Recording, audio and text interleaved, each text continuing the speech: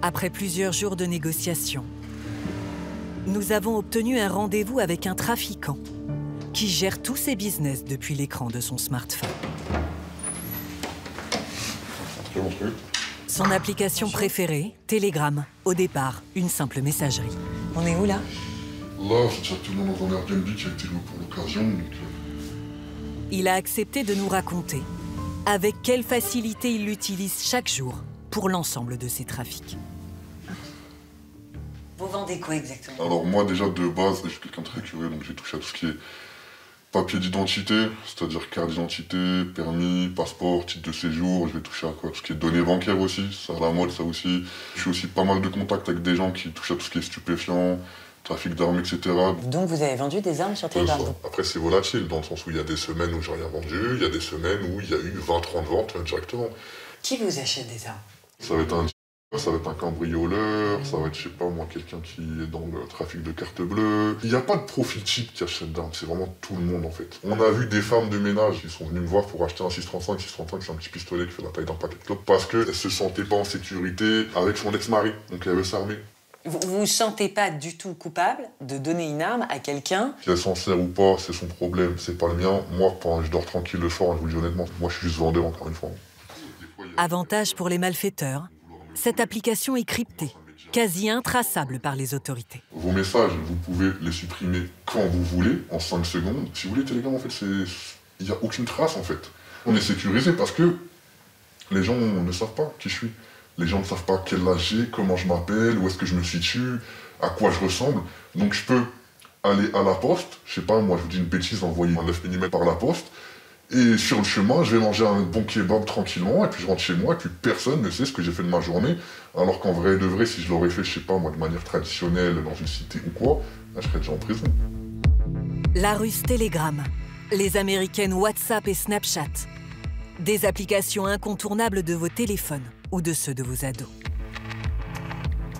Elles sont vite devenues le terrain de jeu favori des trafiquants, grâce aux données chiffrées, à l'anonymat sous pseudo et aux messages éphémères. Les dealers ont été les premiers à faire main basse sur ces messageries. Aujourd'hui, presque toutes les marchandises illégales y sont accessibles. Plongez dans ce darknet de poche. Grâce à quelques mots-clés, il est possible sur Snapchat d'acheter tout un tas de produits illégaux. Pour rester discret, tout en étant visible, les trafiquants utilisent souvent l'argot pour nommer leurs comptes. Comme le terme SAP, prisé des vendeurs de contrefaçon. Des profils sous pseudonyme, des publicités faites grâce à des stories éphémères qui permettent de toucher des millions de clients.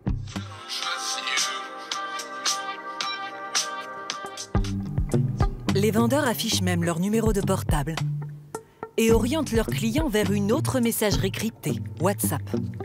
L'un d'entre eux nous répond par un message vocal. En fait, c'est pas un showroom ni une boutique. On fait tout ça en ligne, c'est-à-dire on a nos catalogues. Et n'hésitez pas à me demander si vous avez besoin du moindre renseignement, je suis là pour ça. Il nous envoie des liens vers la messagerie Telegram cette fois, pour accéder au fameux catalogue. À l'intérieur, plusieurs centaines de contrefaçons de grandes marques de luxe. Nous prétendons vouloir acheter ce sac, vendu 160 €, 10 fois moins cher que l'original.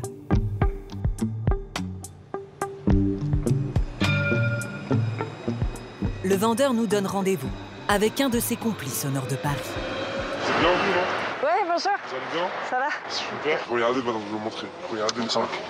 C'est quoi la qualité? C'est solide? Ça vient d'où? C'est quoi? Ici, madame, regardez, c'est identique à la vraie, vous voyez? Comme le vrai. Il n'y a rien qui change. Si vous regardez dans l'intérieur, c'est gravé. Ok. Vous voyez, c'est pas collé. Ça, le vrai, il est comme ça. Je l'ai livré 1000 fois, celui-là, madame. Ah ouais? Moi, je l'ai livré 1000 fois, celui-là. Vous avez beaucoup de gens qui vous achètent ça? Moi, madame, jusqu'à 2 h du matin en poste. Ce livreur vivrait de cette activité depuis 3 ans.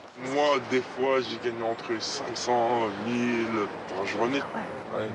Ah, c'est risqué, mais il y a de l'argent. Moi, je me suis fait contrôler. Et c'est pas grave. J'ai pris une amende 150 €, je l'ai pris. La contrefaçon est passible de 5 ans d'emprisonnement et de 400 000 € d'amende.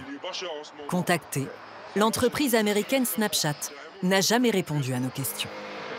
Ok. Mais sur cette application, d'autres trafics peuvent mettre en danger notre sécurité. Plusieurs dizaines de comptes permettent à tout un chacun d'obtenir code et permis de conduire pour moins de 1 000 €. Obtention du permis de conduire. Permis B, 750 €, sans se présenter. Appelez-nous.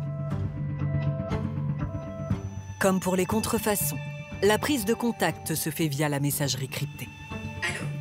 On fait le permis complet ou si vous voulez que le code, pour commencer que par le code, vous prenez que le code. Ça dépend de vous en fait. C'est sans présentation. T'as juste à payer et moi je te ramène ton permis. C'est de mon côté, je travaille avec une auto-école. Un vrai permis de conduire, sans faire la moindre heure de cours. Comment est-ce possible? Un trafic d'ampleur nationale a récemment été démantelé à Besançon. Au cœur de la fraude, cette auto-école en aurait vendu entre 200 et 300 en 2 ans. 10 personnes ont été mises en examen. Le système s'appuyait sur un inspecteur du permis de conduire véreux. Il fonctionnait grâce à des messageries cryptées et recrutait des clients dans toute la France. Ces gérants d'auto-école passaient par ces canaux-là pour obtenir des clients pour venir passer les examens. Donc en fait, on a rapidement un réseau qui s'est mis en place entre des rabatteurs qui utilisaient ces applications.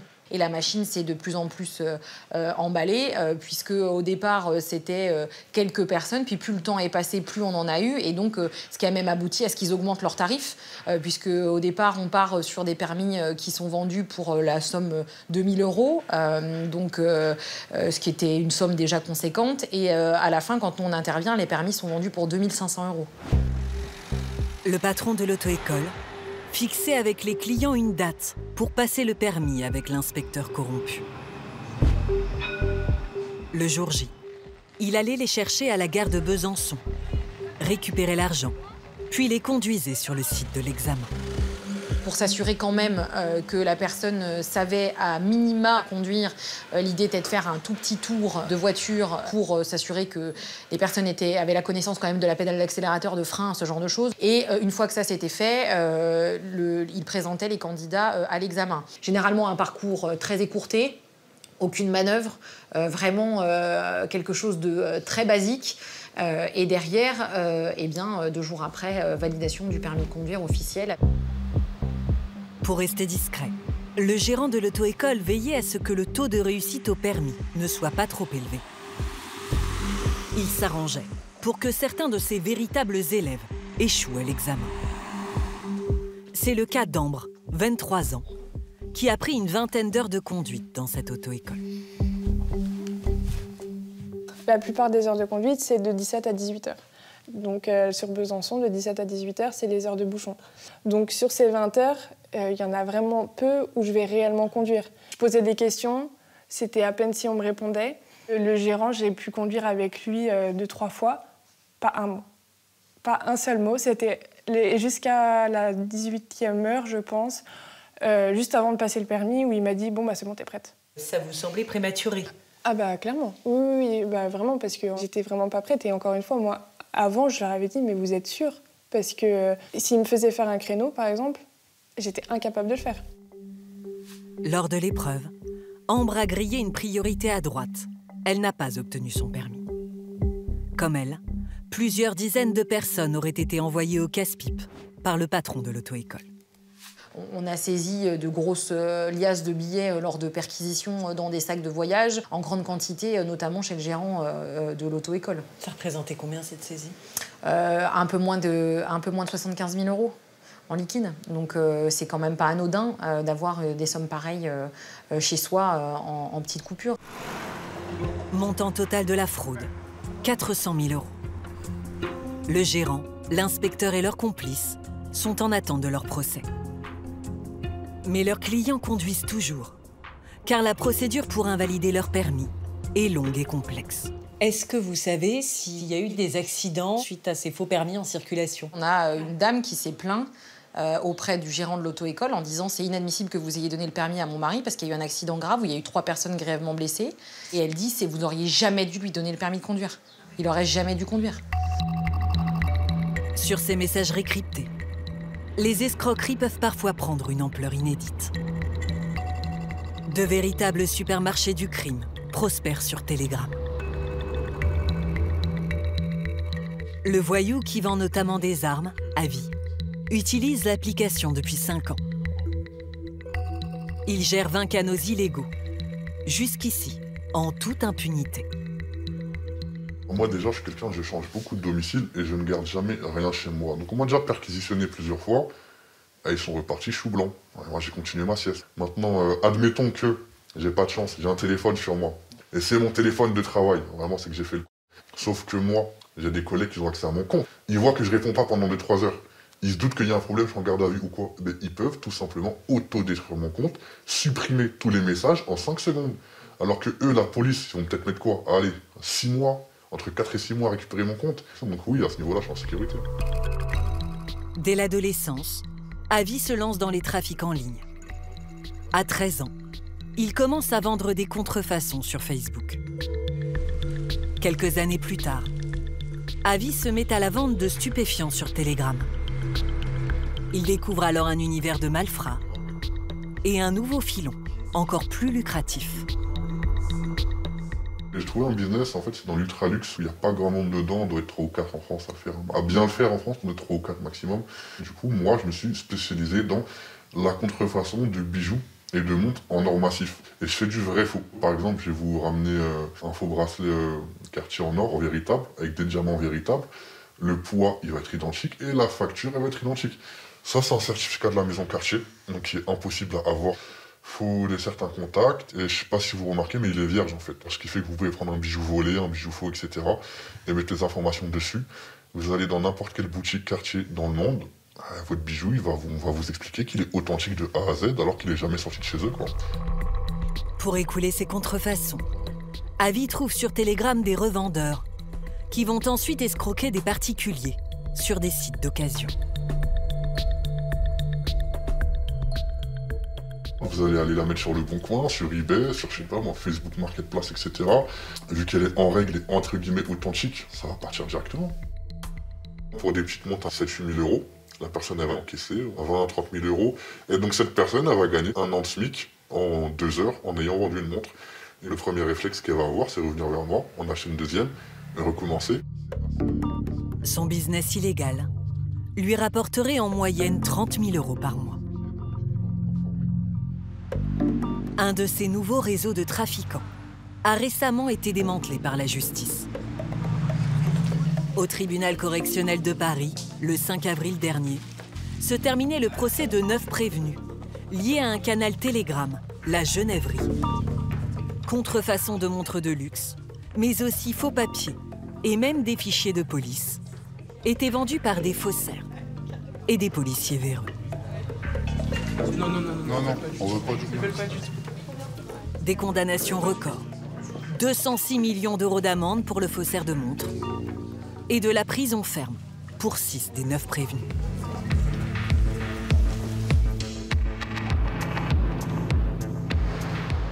C'est au pays de l'horlogerie de luxe que l'enquête a démarré. La Fédération horlogère suisse, qui défend les intérêts de grandes marques de montres, traque depuis plusieurs années les contrefaçons sur Internet. Elle emploie 4 enquêteurs à temps plein qui souhaitent rester anonymes. En 2019, on leur signale un site Internet suspect qui propose à la vente plus de 600 modèles. Ça, c'est le catalogue de tous les produits qui étaient proposés par la tête du réseau. Et vous voyez ici qu'on a 228 pages à ce catalogue. Et chaque page présente en tout cas 3 ou 4 produits. Donc je vous laisse imaginer la variété des produits qui étaient disponibles. La tête du réseau était en lien direct avec les producteurs de contrefaçon en Chine, donc avec les usines chinoises de fabrication. Cette tête de réseau est un Français basé en Thaïlande, prénommé Julien. C'est important, vous allez avoir un peu de tout. Vous allez avoir du média, du breaking, du patek, Dans cette vidéo Snapchat, il fait la promotion de ses contrefaçons. Sur son site, le faussaire affiche sans vergogne les 40 revendeurs avec lesquels il travaille en France. Une fois qu'on arrivait sur la page des revendeurs, on avait une liste complète que vous pouvez ici voir à l'écran. C'était des listes de comptes Snapchat. Il suffisait de scanner ces profils pour accéder à leurs contacts. Et là, donc, on a pu extraire un certain nombre d'informations pertinentes pour l'investigation, à savoir en termes de quantité, en termes de volume de vente, en termes de coordonnées, de paiement, etc. La cellule d'investigation a transmis ses conclusions aux autorités françaises qui ont justement dans leur viseur un de ces revendeurs. Donc toutes ces montres-là sont disponibles, il y en a une vingtaine. Il s'appelle Florian. Il est le fondateur du canal Telegram, la Genèverie. C'est sur cette boutique virtuelle qu'il a écoulé environ 200 montres achetées à Julien en Thaïlande. La Genèverie pour vous servir. Voici la fausse, voici la vraie. Florian revend surtout des doublettes, des copies, montées en partie avec des pièces authentiques. On nous a dit qu'il n'y avait que les Suisses qui étaient capables de faire ça. Je vous ai prouvé le contraire. Vous achetez une montre qui vaut 10 fois le prix en dessous pour la même chose. À seulement 22 ans, Florian a un train de vie fastueux. Entre 2020 et 2022, le gérant de la Genèverie aurait empoché entre 300 et 400 000 €. Pour son avocate, Maître Violo, il n'était pourtant qu'un jeune homme ordinaire, bien loin du grand banditisme. Mon client, il a suivi des études de droit, il a des diplômes. C'est un jeune homme intelligent qui est intéressé par plein de choses, extrêmement curieux. Il avait une petite amie avec qui il était depuis très longtemps. Et puis, il avait une passion un peu à la marge de sa vie, qui était la passion pour l'horlogerie. Et qui, à un moment donné, va tomber là-dedans parce qu'il y a le téléphone et il y a l'écran et que tout est facilité.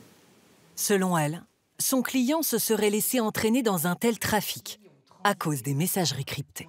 Maintenant, il suffit d'être derrière son ordinateur, derrière son téléphone, pour commettre des choses illégales, sans forcément côtoyer au quotidien physiquement d'autres délinquants. Et donc, le fait d'être protégé par un écran, ça donne confiance en soi. Et par ailleurs, les flux financiers sont facilités par les échanges de crypto-monnaies, une manière d'être rémunéré illégalement, extrêmement rapidement. Donc c'est pour ça aussi qu'il y a d'autres profils, de nouveaux profils qui mettent un pied dans l'illégal. En 2022, Florian cherche à obtenir une fausse pièce d'identité. Il entre alors en contact avec un faussaire sur Telegram. Au fil de la discussion, Florian comprend que le marché des faux papiers explose. Les deux hommes font affaire. La Genèverie se met à en proposer.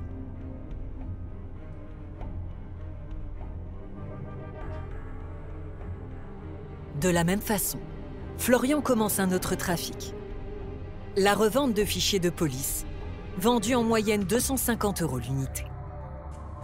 Le client a un mandat d'arrêt pour 8 ans de prison dans le fichier centralisé des personnes recherchées. Les délinquants peuvent savoir ce que la police détient comme information et si une enquête à leur encontre est en cours. Des données obtenues grâce à des policiers véreux, comme une certaine Sephora, qui travaille dans ce commissariat de région parisienne. Karim, un étudiant de 20 ans, joue les intermédiaires. Il organise la collecte des fichiers confidentiels auprès de la policière. Elle rentre évidemment son numéro de matricule, elle consulte les fichiers parce qu'elle y a accès en tant que fonctionnaire de police, et en réalité, elle va capturer, elle va prendre une photographie des informations qui sont sur le logiciel et ensuite les transmettre à mon client. Et le très grand nombre de consultations va évidemment alerter certains enquêteurs. On parle de un peu plus de 2000 consultations. Bon, c'était démesuré, hein, vraisemblablement c'était complètement démesuré par rapport à ses fonctions et surtout qu'il me semble, elle était à l'accueil, hein, je crois, du commissariat dans lequel elle travaillait. Une enquête interne a été ouverte par la police des polices. Pour l'ensemble de ces trafics, Florian a été condamné à 4 ans d'emprisonnement et à 200 000 € d'amende.